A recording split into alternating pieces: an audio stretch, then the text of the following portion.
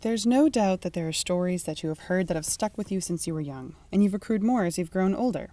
Were you told about the Easter Bunny, or Santa Claus, or leprechauns? Did you believe those stories? Well, let's not forget about the ones a little bit closer to home.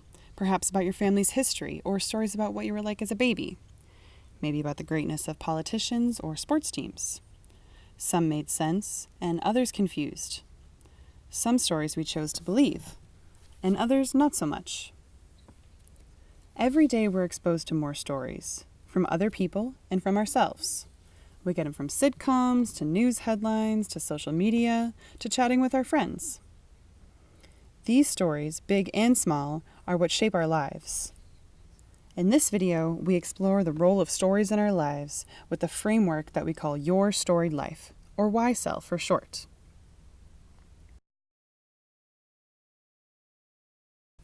So let's explore. Your Storied Life is a framework of understanding how the stories we believe shape our reality. To start, let's consider how our reality is formed. In the lens of YSL, it's formed in 3 steps. Step 1. Something happens. We observe it by hearing, seeing, smelling, touching, and tasting.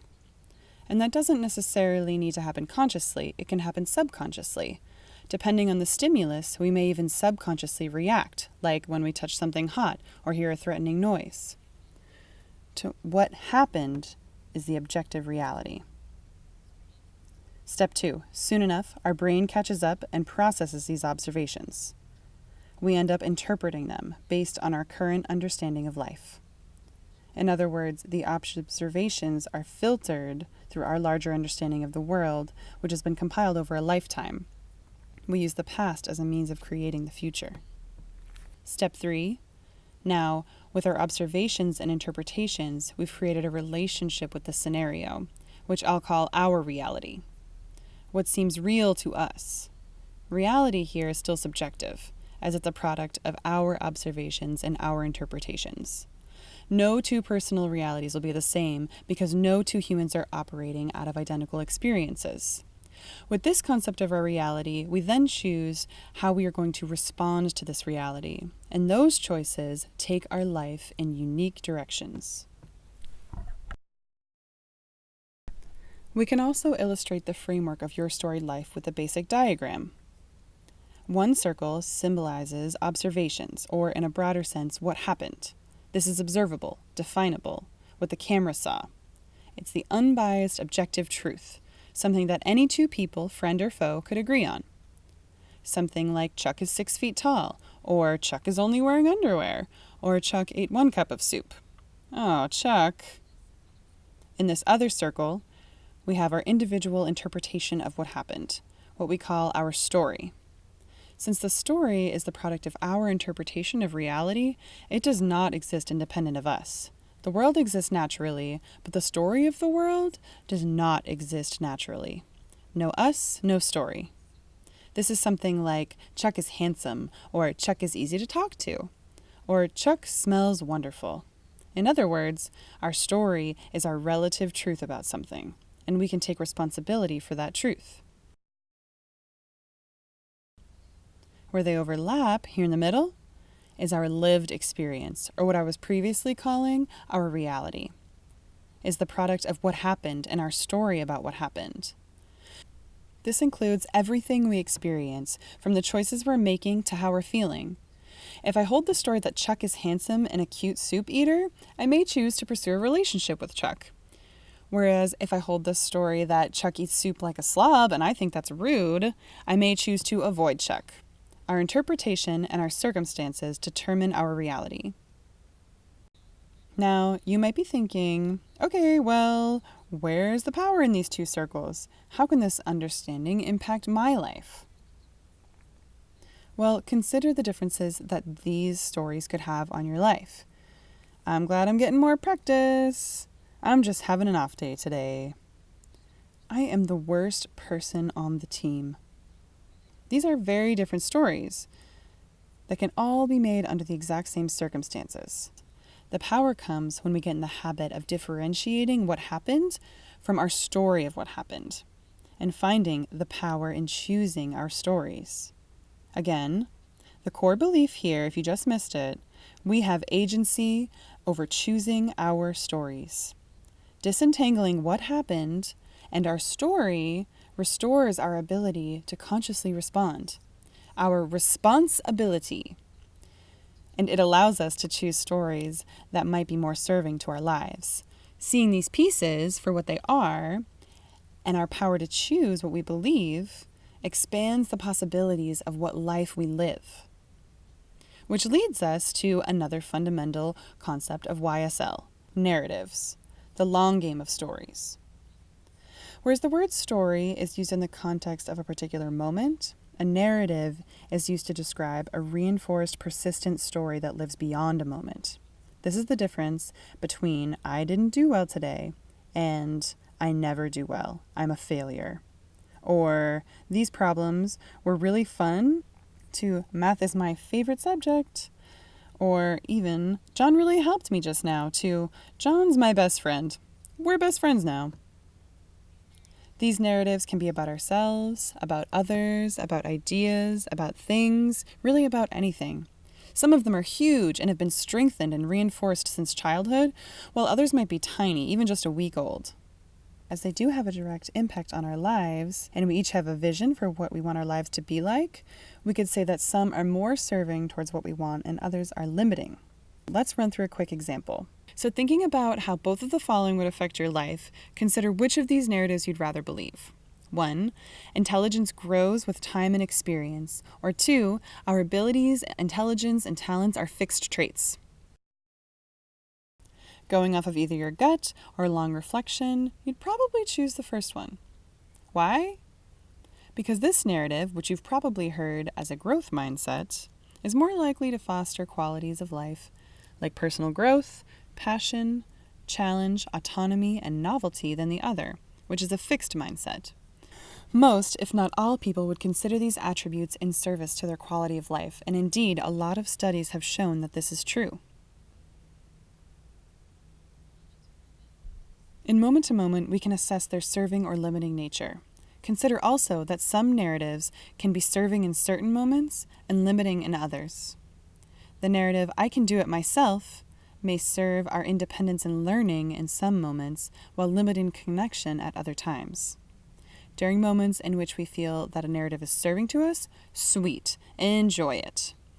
In moments in which it is limiting, you can reevaluate it. How is my story limiting me? What other stories are possible? In this practice, the distinction stays in the present moment and serves as a reminder of our power, our responsibility. That's the basis of YSL, responsibility and power within our beliefs. Make sense? Good. Okay, now let's talk about lemons.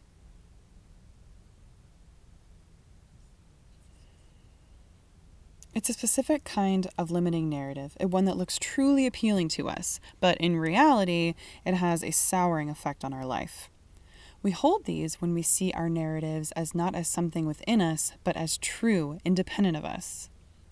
So if you've ever thought, it will never change, you've probably eaten a lemon. So let's cut open a lemon and see what's inside. Lemons are narratives that manifest in both of two ways. 1, as a persistent complaint, and 2, as a fixed way of being. A persistent complaint is judgment-based language that's used to describe something or someone. So if you're saying, they're intimidating, that's a persistent complaint. The fixed way of being is a reactive physical or emotional state that accompanies the narrative, like being nervous or shy or shaky.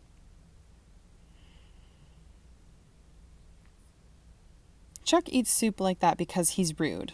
A persistent complaint in this case is that Chuck is rude and inconsiderate, which results in a fixed way of being, anxiety, criticism, and avoidance.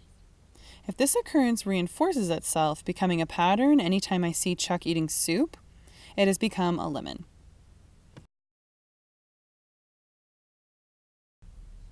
Coming from our stories, much more commonly we perceive it as being outside of us and outside of our control. My judgments, drama, and negative stories are presented to me by me as legitimate truth. It isn't me, it's Chuck. In that mindset, I have less power. I see myself at the mercy of the world around me. I'm not able to respond in the way that I want. I've given up my responsibility.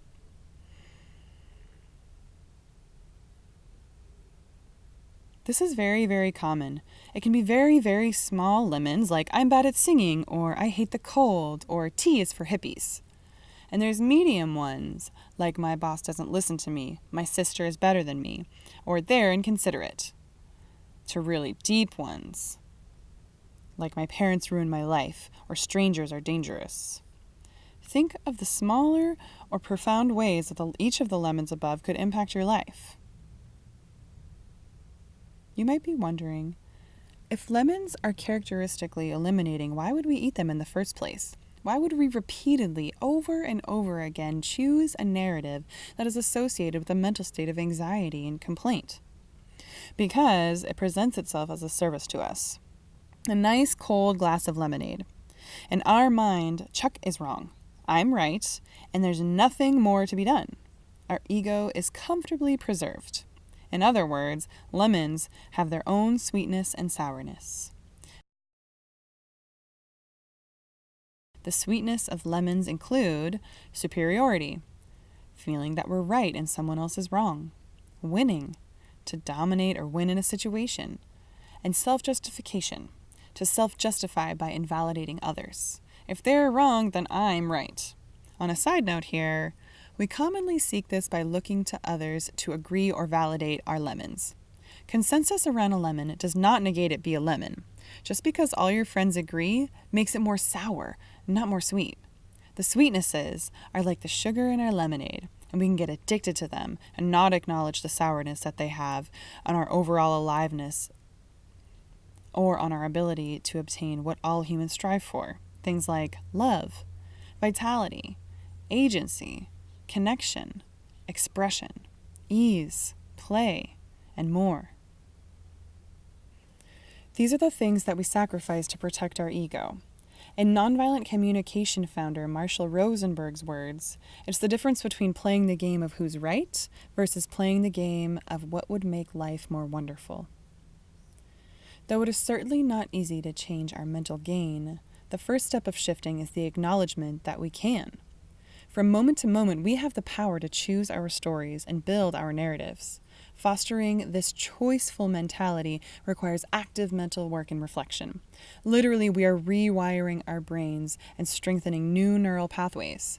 As the old adage of psychology goes, what fires together, wires together. And over time, the choice for responsibility itself becomes habit.